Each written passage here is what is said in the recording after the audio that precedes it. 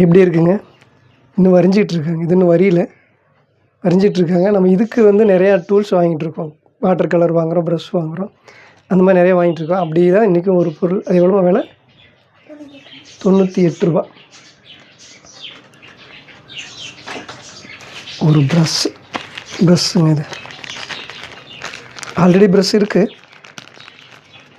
எப்படி சொல்கிறது, வாங்கிட்டே இருக்கோம், கலர் வாங்கிட்டே இருக்கோம், ப்ரஷ் வாங்கிட்டே இருக்கோம்.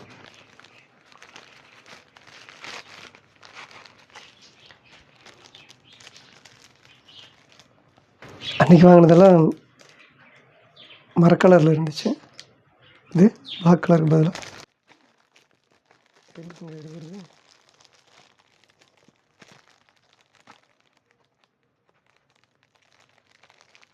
எடுக்க முடியல.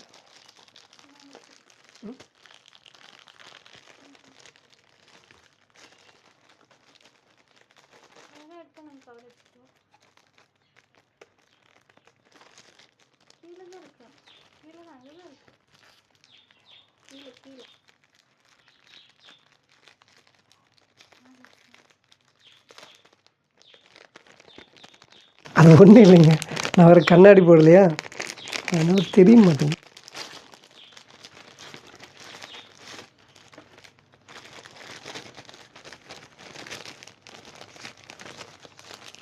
இந்த ப்ரஷ் மட்டும் தனியாக வச்சுருக்குறாங்க. இதெல்லாம் தைச்சிருக்காங்களா, அப்படி உள்ள விட்ருக்காங்களாம்மா? இன்னொரு என்னாச்சு? இந்த ப்ரஷ்ஷா எக்ஸ்ட்ரா இருக்கா? எவ்வளோ அது? 98 ரூபா. அழகாக இருக்கு. நான் இந்த ப்ரஷ்ஷெல்லாம் நான் எப்படி யூஸ் பண்ணுவேன் தெரியுமா? நான் சொல்லி காட்டுறேன் உங்களுக்கு. இப்படி தான் யூஸ் பண்ணுவேன் நான். இதோட நான் என்ன சொல்கிறது, என்னோடய லைஃபே இதுக்குள்ளே இருந்தது ஒரு காலத்தில். இது இது உனக்கு எதுக்கு நான் சொல்ல வரேன்னா, இது எப்படி இது ஏன் இப்படி நான் பண்ணுவேன் அப்படின்னா, போய் ப்ரஷ்ஷை வந்து நம்ம கடையில் வாங்குறோம்ல, எடுக்கிறோம்ல, புரியுதா இல்லையா? அப்போ வந்து இது எனக்கு வந்து பாயிண்ட்டாக இருக்கணும். நான் வந்து ஒரு சைன் போர்டு ஆர்டிஸ்ட், உங்கள்கிட்ட தான் சொல்கிறேன். இவங்களுக்கு பிடிக்கல நான் பண்ணினது. ஆனால் இது வந்து நான் இப்போ நான் பண்ணினது இவங்களுக்கு பிடிக்கல. நான் பல வருஷமாக இதை நான் பண்ணிட்டு தான் இருந்தேன். என்ன அப்படின்னு கேட்டிங்கன்னா, நான் வந்து கடையில் போய் இது வந்து இப்போ ஆன்லைனில் வாங்கினது. கடையில் போய் நம்ம ப்ரஷ் வாங்குறப்போ நான் வந்து சைன் போர்டு ஆர்டிஸ்ட். நம்ம வந்து லெட்டர் எழுதுகிறோம் அப்படின்னா பாயிண்ட்டாக இருக்கணும். ஒவ்வொரு எழுத்தும் வந்து பார்த்திங்கன்னா எப்படி சொல்லி, இப்போ தான் வந்து எல்லாமே பிரிண்ட் வந்துடுச்சு. நான்லாம் சைன் போர்டு ஆர்டிஸ்ட்டாக இருக்கிறப்போ பிரிண்டெல்லாம் கிடையாது. சரி, இப்போ நம்ம வந்து அதை எழுதுகிறோம் அப்படின்னா நம்ம வந்து அதை எழுதுகிறோம் அப்படின்னா பாயிண்ட் வேணும் நமக்கு. அந்த ப்ரஷ்ஷில் வந்து பார்த்திங்கன்னா அப்படியே ரொம்ப துல்லியமான ஒரு புள்ளி அளவுக்கு வந்து அந்த ப்ரஷ்ஷை வந்து நம்ம பெயிண்ட்டு கொண்டு போய் வச்சு அந்த எட்ஜில் வந்து வரையணும். அந்த வரையணும்ல, அந்த எழுத்து இதில் இருக்குது பாருங்கள். இதில் ஒரு எழுத்து இருக்குது, பி இருக்குன்னா, அந்த பீனுடைய இந்த கார்னர் இருக்குது பாருங்கள். இந்த கார்னரில் நம்ம வந்து ஒரு புள்ளி அளவுக்கு ரொம்ப மைனூட்டாக கிட்ட வச்சு பாயிண்டாக வச்சா தான் லாங்கிலேருந்து பார்க்குறப்போ அது அப்படியே அச்சடித்த மாதிரி பிரிண்ட் மாதிரி இருக்கும். அப்போ அந்த மாதிரி வந்து ரொம்ப இது வந்து இவ்வளோ அடர்த்தியாக இருக்குது பார்த்தீங்களா? அப்போ இந்த ப்ரஷ்ஷு இதில் வந்து ஒரு புள்ளி அளவுக்கு ரொம்ப ஒரு குண்டூசி இருக்கு இல்லைங்களா, அதில் ஒரு புள்ளி வச்சா அப்படியே இருக்கும். அந்த புள்ளி அளவுக்கு வந்து நமக்கு ரொம்ப புள்ளியை விட ரொம்ப மைனூட்டாக வேணும். அப்படி இருக்கிறப்போ இந்த ப்ரஷ்ஷு அந்த மாதிரி இருக்கா அப்படின்னு செக் பண்ணி பார்க்குறக்கு இப்படி வச்சு நான் அப்படி பார்ப்பேன். அதில் வந்து அதில் இருக்குது, அந்த பாயிண்ட் இருக்குது அப்படின்னா அந்த ப்ரஷ்ஷை நான் சூஸ் பண்ணுவேன். அதுதான் இது வந்து எடுக்கிறதுக்கு தான் நம்ம அப்படி. ஆனால் அப்படி வச்சு பழக்கமாகி அந்த ப்ரஷ்ஷை வந்து நம்ம அப்படி பண்ணுறதுங்கிறது எனக்கு ரொம்ப பிடிக்கும். நம்ம இதோட ஒரு லைஃப் வாழ்ந்துருக்கோம்ல. இப்போ உங்களுக்கு கூர்மையாக தெரியும்னு நினைக்கிறேன். எனக்கு கண்ணாடி போடலை, அதனால சரியாக தெரியல. அந்த சரி, யாரோ திட்டுறாங்க, எங்கள் வீட்டில் தாங்க திட்டுறாங்க. இப்போ இந்த ப்ரஷ்ஷை நாங்கள் அப்படி சூஸ் பண்ண மாட்டோம். இந்த ப்ரஷ் அந்த மாதிரி இருக்காது. இதுதான் அப்படி சூஸ் பண்ணுவோம். இதில் தான் நாங்கள் லெட்டர் எழுதுவோம். இது வந்து பெயிண்ட் அடிக்கிறதுக்கு அந்த மாதிரி தான் வச்சுக்குவோம். இதுதான் லெட்டர் ப்ரஷ். இதுக்கு பேரே லெட்டர் ப்ரஷ். நாங்கள் வச்சுருக்கிறது இதுக்கு பேர் லெட்டர் ப்ரஷ்ஷு. இவங்களுக்கு லெட்டர் ப்ரஷ்ஷுன்னா தெரியாது. இவங்க ட்ராயிங் தானே பண்ணுறாங்க. இப்போ இந்த மாதிரி இந்த மாதிரி இவங்க ட்ராயிங் தானே பண்ணுறாங்க. அதனால் வந்து இது வந்து நாங்கள் எழுதுறதுக்கு யூஸ் பண்ணுவோம். சைன் போர்டு ஆர்டிஸ்ட்டாக இருக்கிறதுனால ஒவ்வொரு கடைக்கு விளம்பரம் பலகை வைப்பாங்க இல்லைங்களா, கடையினுடைய நேம் எழுதுவாங்க இல்லைங்களா. இன்றைக்கி ஃப்ளக்ஸ் வந்துருச்சு, பிரிண்ட் வந்துருச்சு. அன்றைக்கெல்லாம் நாங்கள் தான் எழுதணும். அப்போ அதுக்கு வந்து இதுக்கு பேர் லெட்டர் ப்ரெஸ்ஸு. இன்றைக்கி வந்து இதெல்லாம் உங்களுக்கு புரியாது, அதான் என்னை திட்டுறாங்க. சரி, ஓகே. இந்த ப்ரெஸ்ஸு இதுக்கான டூல்ஸை நம்ம வாங்கிட்டே இருக்கோம். அது அப்பப்போ உங்களுக்கு நான் காட்டுறேன். இது இன்னும் இப்போ தாங்க வரைஞ்சிருக்காங்க, அது வேறு கையில் ஒட்டுது, தொட்டோம்னா திட்டுவாங்க. இதை எடுத்துகிட்டு வந்ததுக்கே திட்டினாங்க, இன்னும் காயலை அப்படின்னு. நான் வேறு கீழே இந்த இடத்துல தொட்டுட்டேன், சாயம் பட்டுருச்சு இந்த இடத்துல. ஏன்னா இதுக்கு ஐயோ மேக்னெட் ஒட்டிச்சு. வெள்ளை சட்டை போட்டிருந்தாலும் நான் முன்னாடி தான் காட்டுறேன். பண்ணக்கூடாது, நான்லாம் அப்படி தான் பண்ணுவேன். அப்படி தான் ப்ரெஷ்ஷை நான் சூஸ் பண்ணுவேன். கெமிக்கலா? நான்லாம் ஒரு காலத்தில் சீமெண்ணெய் தின்னரு இந்த பெயிண்ட்லேயே தான் வாழ்க்கை. இப்படி கையை மோந்து பார்த்தா அந்த வாசம் அடிச்சுட்டு தான் இருக்குது. கை கழுவிட்டு அந்த தின்னரோட கை கழுவிட்டு அப்புறம் தான் அப்படி தான் சாப்பிட்ணும். கெமிக்கலோடு தான் ஒரு காலத்தில் பல வருஷங்கள் வாழ்ந்தேன் நான். நீங்கள் யூஸ் பண்ணுறது இது வெறும் வாட்டர் கலர் தண்ணி, இது உங்களுக்கு ஒன்றும் பண்ணாது. ஆனால் நான் பண்ணது பெயிண்ட்டு ஒட்டிக்கும் கையில். அப்போ அதுக்கு வந்து தின்னர் யூஸ் பண்ணணும். கடைசிக்கு தின்னர், மண்ணெண்ணெய், சீமெண்ணெய் அப்படிலாம் சொல்லுவாங்க இல்லைங்களா, அதில் தான் போட்டு கை கழுவணும். கை கழுவிட்டு அப்படியே சாப்பிட்ணும். அப்படி தான் வாழ்க்கை ஓடிச்சு. அது மட்டும் கொஞ்சம் எனக்கு ஒரு மாதிரி கஷ்டமாக இருக்கும், அந்த தின்னர் வாசம். அதுலேயும் அந்த டைம்லலாம் சளி பிடிச்சிச்சுன்னா அதுக்கு மேலே அந்த வாசம் ரொம்ப ஜாஸ்தியாக இருக்கும். ஓகே, அதெல்லாம் ஒரு காலம். இது இன்றைக்கி நான் வெறும் வாயில் தான் சொல்லிகிட்டு இருக்க முடியாது, உங்களுக்கு காட்ட போட முடியாது. ஏன்னா இன்றைக்கெல்லாம் என்கிட்ட அதுக்கு உண்டான எவிடன்ஸாக ஃபோட்டோவாக அதிகமாக நான் எடுத்து வைக்கல. நான் எடுத்திருக்கேன், அதெல்லாம் ஃபிலிமில் நெகட்டிவாக இருக்குது, நிறைய எடுக்கலை, 1-2 தான் எடுத்திருக்கேன். அந்த மாதிரி பெயிண்ட்டும் ப்ரஷ்ஷுமா ஒரு காலத்தில் என்னோடய லைஃப் இருந்துச்சு. இப்போ நம்மளால் ட்ராயிங் பண்ண முடியறதில்ல, ஏன்னா உடம்பு சரியில்லாமல் இருக்கிறதுனால. இப்போ ஒரு ப்ரெஷ்ஷை எவ்வளோ பாயிண்ட்டாக பார்க்குறேன் பார்த்தீங்களா. அந்த மாதிரி எந்த ஒரு வேலையும் ரொம்ப துல்லியமாக செய்வேன் நான். அப்படி தான் எனக்கு பிடிக்கும். எந்த ஒரு ஒர்க்காக இருந்தாலும் சரி, அதை வந்து அதுக்கு மேலே பண்ணவே முடியாது. இதுதான் இந்த வேலை, இப்படி தான் பண்ண முடியும் அப்படிங்கிறதுக்கு ஒரு வழி இருக்குது பார்த்தீங்களா. இந்த வேலை இதுக்கு மேலே பண்ணவே முடியாதுங்கிற மாதிரி அந்த ஒர்க்கை நான் பண்ணுவேன். அதுக்கு மேலே பெஸ்ட்டாக பண்ணவே முடியாது, அந்தளவுக்கு பெஸ்ட்டான ஒரு ஒர்க்கு தான். எந்த ஒர்க் பண்ணாலும் நான் கொடுத்து எனக்கு அதுதான் பழக்கம். அதனால தான் இந்த ப்ரெஷ்ஷை கூட அப்படி தான் சூஸ் பண்ணுவேன். கடையில் நாங்கள் பெயிண்ட் கடையிலலாம் போய் ப்ரெஷ் எடுக்கிறப்போ ஒரு சிலர் வந்து அதை கண்டுக்க மாட்டாங்க. ஏன்னா ஒரு ஆர்டிஸ்ட்னால் அப்படி தான் தேடுவாங்க ப்ரெஷ்ஷை.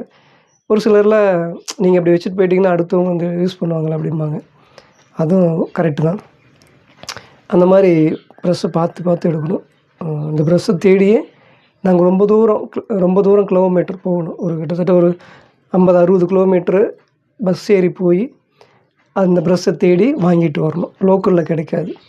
அப்போ இந்த ப்ரெஷ்ஷை தேடியே என்னுடைய பயணங்கள்லாம் ரொம்ப நாள் இருந்திருக்கு. இந்த ப்ரெஷ்ஷு கேட்டு தாங்க. இது எவ்வளோமா? 90. ஆர்மிக்கு வந்து வாட்ச் தயாரிக்கிறதுக்கு தனியாக ஒரு கெமிக்கல் வச்சு பண்ணுவாங்க. அப்போ வாயில் இப்படி ஷார்ப்பாக பண்ணி தான் பண்ணுவாங்க. அவங்களாம் பண்ணுறாங்க தானே. எவ்வளோ? 98 ரூபா. இப்போ இந்த மாதிரி ப்ரெஷ்ஷு வந்து சின்ன வயசு எனக்கு இதே மாதிரி கிட்டத்தட்ட ஒரு 16-17 வயசு தான் இருக்கும்.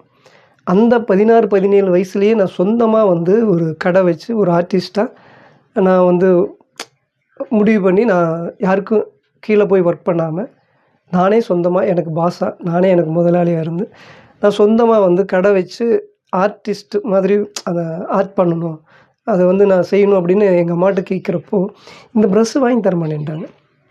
வெறும் 250 ரூபா. அந்த ப்ரெஷ்ஷு எங்கள் அம்மா எனக்கு வாங்கி தரல.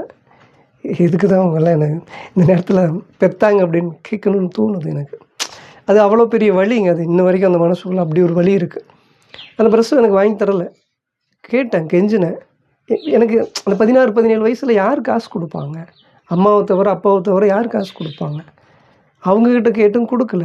எனக்கு யாரையும் தெரியாது. அப்போ அதுக்கப்புறம் நான் கூலிக்கு வேலைக்கு போய் இந்த மூட்டை தூக்குவாங்க இல்லைங்களா, அந்த மாதிரி பேலு, அந்த மாதிரி மூட்டை ஒரு வாரம் ஃபுல்லாக ஒரு வாரம் வேலைக்கு போனேன். ஒரு வாரம் வேலைக்கு போய் அந்த மூட்டை தூக்கி அதில் ஒரு காசு ஒரு 600 ரூபா என்னமோ அந்த மாதிரி காசு வந்தது. அந்த காசு எடுத்துகிட்டு போய் நான் சொன்னேன் இல்லையா ஒரு 60 கிலோமீட்டர் அங்கே போய் ட்ராவல் பண்ணி அப்போ அந்த ப்ரெஷ்ஷை வாங்கிட்டு வந்து நான் யூஸ் பண்ண ஆரம்பித்தேன். அப்படி எனக்கு தேவையானதெல்லாம் எங்கள் அம்மா எனக்கு வாங்கி கொடுத்ததே இல்லை.